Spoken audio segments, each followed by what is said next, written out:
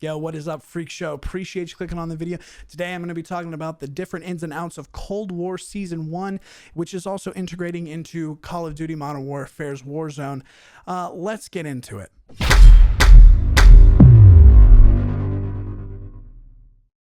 So first off, guys, I'm going to talk about Cold War's multiplayer, the different changes that are going to be coming into that scenario. And then the second half of this video, I will be moving into what happens with Warzone and the different things that you can expect happening within that scenario. With that being said, let's go ahead and get started. If you would, think about hitting the like button, hitting the sub button would be much appreciated. I would really be grateful for it. Anyway, Black Ops Cold War Season 1, what are the changes in multiplayer that are happening? There's a lot of maps that are coming. And when I say a lot of maps, I mean there's a lot of gunfight maps and then a standard 2-map scenario for a DLC, especially with the Battle Pass, or since the implementation of the Battle Pass in the Call of Duty universe. With that being said, those maps, there are 2 6v6 maps that are coming to multiplayer, which are called the Pines and Raid. You guys hopefully I've already started playing with some of those. They're pretty interesting layouts and some fun time to have with that. Tagging on along with that is NUKETOWN 84 Holiday, which is just a reskin of the 84 NUKETOWN that we had before. Just got some Christmas decorations and should be pretty fun. Moving away from 6v6 and moving into the maps for gunfight, there are 4 new gunfight maps called Game Show, ICBM, U-Bahn, and KGB. I hopefully am showing you different pictures of each one of those currently, and should have some more fun with that. Just easy peasy going through on those maps. One of the interesting things that I think is coming through with Season 1 is the implementation of Prop Hunt. There's a lot of good memories, a lot of good times that I've had with Prop Hunt, good fun times where people get into weird spots on the map and are super fun to watch people try and play hide and seek and not know where people are. So that's always very fun to play. It kind of gets old after about an hour or so, but Prop Hunt is usually pretty interesting. For this particular one, it seems like the Pines, Cartel, Checkmate, Moscow, NUKETOWN 84, Holiday, and Garrison are going to be your map list inside of that. So fun times for that.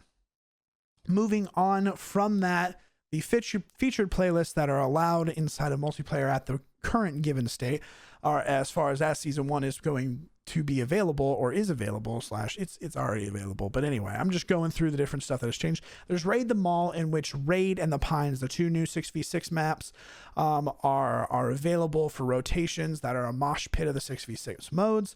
You have Prop Hunt, and then you have NUKETOWN 84 Holiday 24/7. A lot of different varying modes that are available with this new feature playlist for Season 1, which is great. One of the things that I find very interesting is the implementation of 2 new guns already for Season 1. The game's only about a month old, and we already have 2 new guns, which is pretty great. I felt like they would give a few more things before implementing these already. But anyway, new weapons, MAC-10 SMG, which is available at Tier 15 of the Battle Pass for free.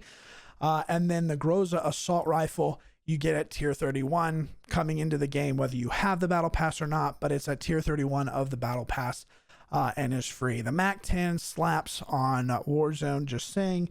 But anyway, Tier 15 of the Battle Pass, you'll get that. Tier 31 gives you the Groza Assault Rifle. Haven't been able to use them yet. Hopefully they're really good. So with that being said, let's move on into what is changing for Warzone. For Season 1, the implementation of the Cold War guns has been placed inside of Warzone, making it a very unique and interesting landscape for how guns are being used. New metas are trying to be found daily. I will say that the FFAR seems to be very powerful. Not to say that it's the perfect gun or perfect scenario, and I don't necessarily have a class set up for it, but I will say the FFAR seems to be hitting pretty hard inside of Warzone. Along with that new MAC-10 gun that I was talking about earlier at Tier 15 of the Battle Pass seems to be shooting very quickly inside of Warzone, so might be fun on that. But let's talk about some of the issues that have been implemented with this. First thing that I saw just getting inside is when we're creating classes, there is usually a perk tier that is available for guns, in which you can put an FMJ, or you can put a fully reloaded, or frangible wounding, frangible disabling, or any of those type of things, recon, blah, blah, blah, blah, blah, blah, blah. It's a perk list for the gun. Inside of the Cold War guns don't have that. Inside of Cold War, they don't have that. And in the Warzone implementation, they don't have that ability. They don't have that allowance for having a new gun have a fully loaded when you get it out of the when you get it out of the loadout crate.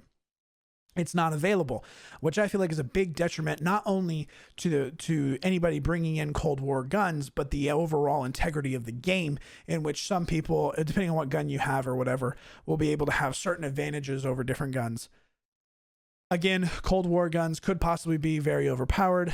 The gun balancing doesn't seem to be too fantastic as of now. We'll see if there's some implementation in the future to balance out those guns that will help the game overall. Next part that they have implemented, they put miniguns on top of these helicopters, which lasted for a day. As in usual with Call of Duty, they implement something new and someone finds an exploit or an issue with it, and that causes it to be kind of removed the next day. Oh, wait, that doesn't happen in this game. But it did happen on this one, because it is absolutely atrocious, the fact that you could actually switch seats while the helicopter was crashing in order for you to self-revive yourself to get off into Never Never Land invisible mode, in which people were actually turning invisible when in these choppers, or finding a way to glitch in these choppers to go invisible and not be able to be seen by other characters inside of the game. I don't know if I've done a good job of getting a bunch of clips of that, but hopefully you've seen some stuff where there is an invisible guy literally killing everybody in the lobby. Hopefully, if I have gotten anything, I have credited the creator down in the bottom of the description, so check them out if that's the case.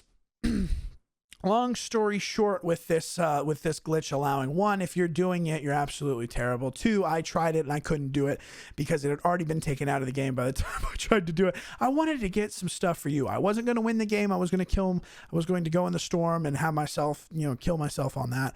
But it didn't pan out that way. With it, I wanted to just get a few clips of me being invisible and utilizing my invisibility to wreak havoc on some people. I just want, anyway, wasn't able to do it because they had already taken it out of the game. So props on that. But with the removal of that, / maybe this has already been there a while, the loadouts will now give you an opportunity to freeze yourself when you decide to get your loadout. Playing in the game, been able to get the loadout and then get stuck and not be able to move after getting the loadout. Big issue. Don't know exactly where it came from. Don't know exactly how it's going to be fixed. But right now, be careful getting your loadout, because you're probably going to get stuck, in which you can't move, you can't see, but you can spray paint if that's your desire. Weird tidbit. I don't know exactly when that's going to be fixed or how it's going to be fixed, but be careful with getting your loadout. Along with this, one other change that is a huge and astronomical change, they have implemented the Alcatraz map, which is now called Rebirth Island, into the Modern Warfare universe. There are a couple of map changes that are a little bit different. Can't see through so many staircases, different holes in buildings, different cleanup of different meshes. Some buildings are a little bit bigger on the footprint.